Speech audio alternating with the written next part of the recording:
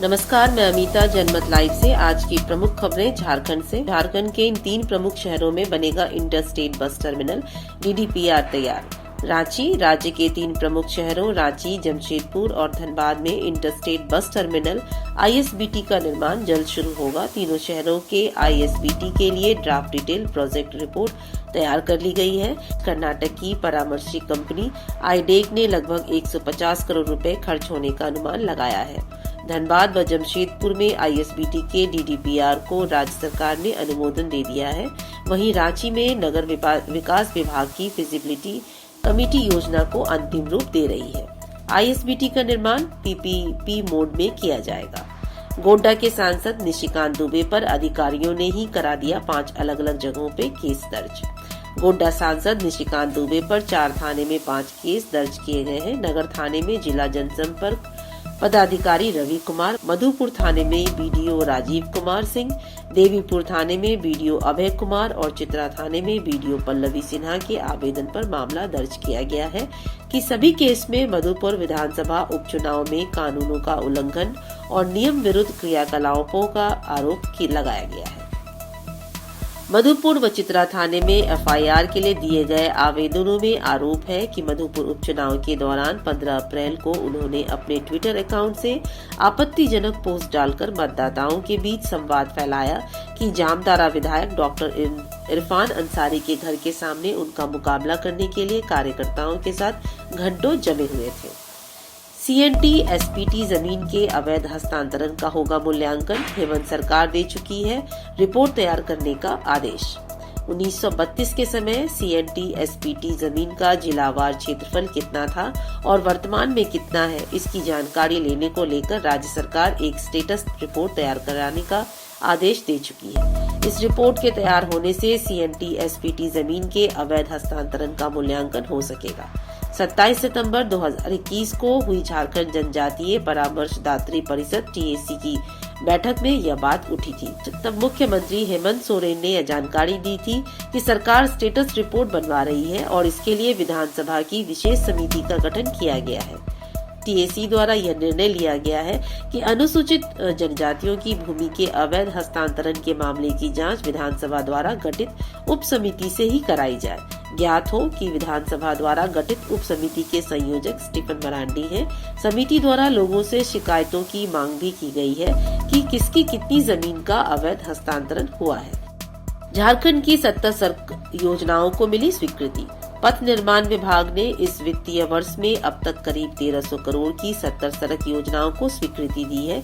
इनमें से कई योजनाओं का टेंडर भी हो गया है, कुछ का टेंडर निपटारा भी हुआ है। नवंबर के अंत तक सारी योजनाओं पर काम शुरू कराने का अनुमान है। इसमें रांची शहरी और ग्रामीण इलाकों की सड़कें भी शामिल हैं। मुख्य रूप से सड़क चौड़ीकरण और मजबूतीकरण की योजना विभाग ने ली है। इनमें से 2 बड़ी परियोजनाओं को स्वीकृति मिली है। रामगढ़ के बड़लंगा नेवरा पिरगुल कसमार खैरा चेतर पश्चिमी बंगाल तक की सड़क को 176.70 करोड़ की लागत से बनाया जाएगा। वहीं गढ़वा के कदवा मोड़ से पीडब्ल्यूडी पथ नंडई ब्लॉक से तहले चकला रबदा से रंका तक की सड़क को 114.83 करोड़ से चौड़ीकरण, मजबूतीकरण व पुनर्निर्माण किया जाएगा। ऐसी बहुत सी योजनाएं हैं जो 10 करोड़ रुपए से नीचे की है। झारखंड हाई कोर्ट के चीफ जस्टिस डॉक्टर रविचंद्रन ने नवनियुक्त जज सुभाष चंद्र को दिलाई शपथ। अब जजों की संख्या हुई 20। झारखंड हाई कोर्ट के जज सुभाष चंद्र ने आज मंगलवार को पद एवं गोपनीयता की शपथ ली। Chief justice doctor Ravi Ranjan उन्हें पद व गोपनीयता की शपथ दिलाई। हाई कोर्ट कैंपस में शपथ ग्रहण समारोह का आयोजन किया गया था। इनके शपथ लेने के साथ ही झारखंड हाई कोर्ट में जजों की संख्या 20 हो गई है। हाई कोर्ट में न्यायाधीशों के अब 5 पद रिक्त रह गए हैं। आपको बता दें कि झारखंड हाई कोर्ट में chief justice doctor Ravi Ranjan समेत न्यायाधीशों की संख्या पहले 19 थी। सुभाष चंद्र के शपथ लेने के साथ ही हाई कोर्ट में जजों की संख्या 20 हो गई है। आपको बता दें कि केंद्रीय विधि व न्याय मंत्रालय ने इलाहाबाद हाई कोर्ट के न्यायाधीश सुभाष चंद्र का तबादला झारखंड हाई कोर्ट में किया था। आज इन्होंने पद एवं गोपनीयता की शपथ ले ली।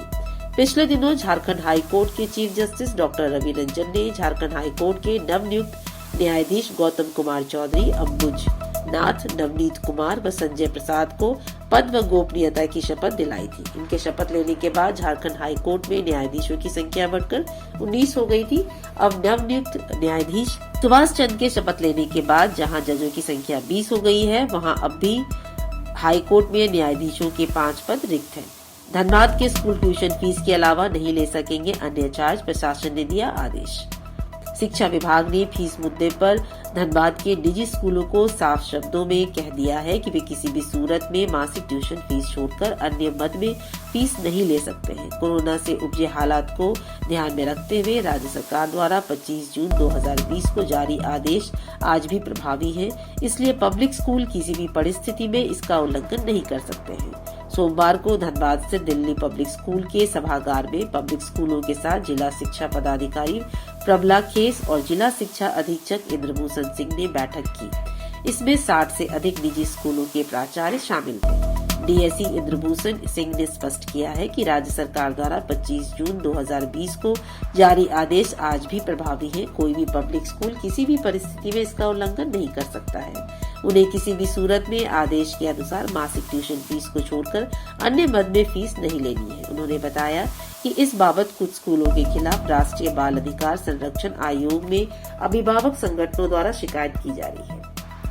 जमशेदपुर का होगा काया पलट। NH-33 4 लेन प्रोजेक्ट के डिमना चौक से हटेगी फल सब्जियों की दुकानें। NH-33 4 लेन प्रोजेक्ट में डिमना चौक से फल सब्जी की दुकानें व होटल ढाबों के साथ सरकारी बस स्टैंड को हटाया जाएगा, तो पुलिस चौकी तिलका मांझी की मूर्ति शिफ्ट की जाएगी।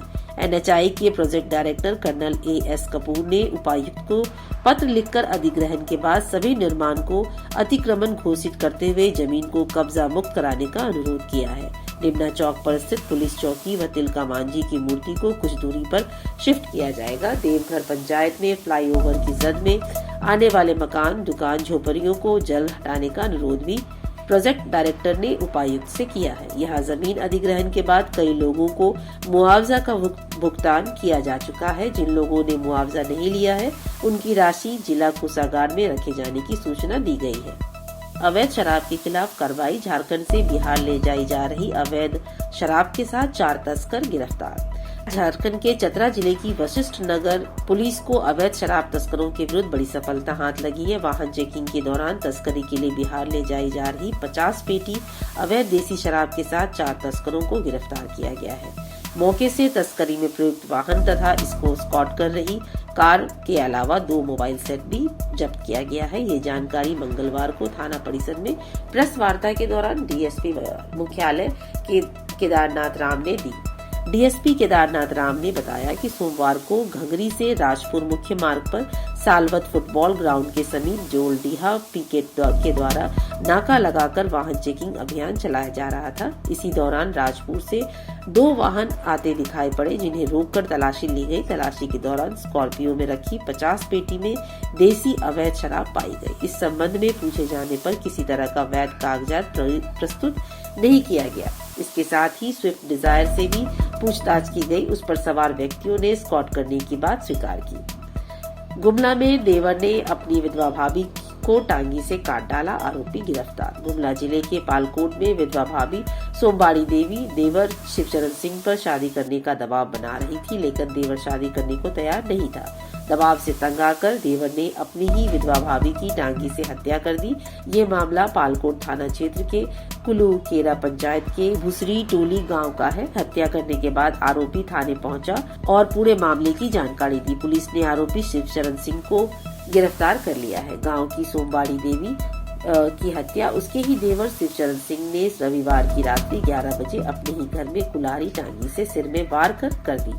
हत्या करने के बाद सोमवार की सुबह शिवचरण थाने पहुंचा, जहां उसने सारी आपबीती पालकोट थानेदार राहुल कुमार झा को बताई। थानेदार हत्या के आरोपी को लेकर भुसरी टोली लेकर गए, जहां पुलिस ने शव को कब्जे में लेकर शव को पोस्टमार्टम के लिए सदर अस्पताल गुमला भेज दिया। पारा शिक्षक का झारखंड सरकार को अल्टीमेटम। 14 नवंबर तक वेतनमान नहीं मिला तो 65,000 शिक्षक रांची में डालेंगे डेरा। अब एक बार फिर से पारा शिक्षक ने सरकार को अल्टीमेटम दिया है। शिक्षकों ने सरकार को 14 नवंबर तक वेतनमान देने की मांग की है। अगर सरकार ने तय तारीख तक वेतनमान नहीं दिया तो 65,000 पारा शिक्षक रांची कूच करेंगे, यहाँ डेरा डालेंगे। पिछले 2 साल से पारा शिक्षक सरकार से बिहार मॉडल की तर्ज पर वेतनमान देने की मांग कर रहे हैं। शिक्षकों का कहना है कि सरकार बिहार मॉडल पर निर्मित नियमावली को अपनाते हुए इसे कैबिनेट में पारित करवाकर पारा शिक्षकों को उनका वेतनमान दे। सरकार अगर यह लागू करती है तो एक अनुमान के मुताबिक सरकार के खजाने पर हर महीने 50 करोड़ रुपए का बोझ बढ़ जाएगा। धन्यवाद। जुड़े रहे बाकी खबरों के लिए जनमतलाइव.com के साथ।